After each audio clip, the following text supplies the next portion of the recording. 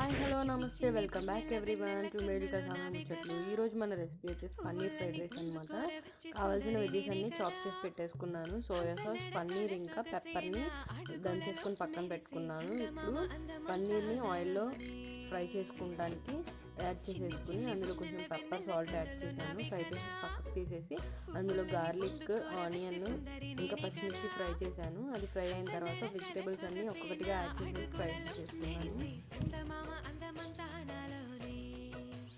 ఇప్పుడు అందులో కొంచెం సాల్ట్, పెప్పర్ యాడ్ చేస్తున్నాను. కొంచెం త్వరగా మగ్గిపోతాయి అని చెప్పేసి 1 table spoon soya sauce add చేసుకోవాలి. తర్వాత ఉడకపెట్టుకున్న రైస్ని ఇందులో యాడ్ చేసుకోవాలి. ఇప్పుడు మిరియాల పొడి ఇంకా పన్నీర్ పీసెస్, సాల్ట్ యాడ్ చేసి ఒకసారి బాగా మిక్స్ చేసేసుకొని అందులో స్ప్రింగ్ ఆనియన్స్, కొత్తిమీర యాడ్ చేసుకోవాలి. హై ఫ్లేమ్ మీద చేసుకోవాలి.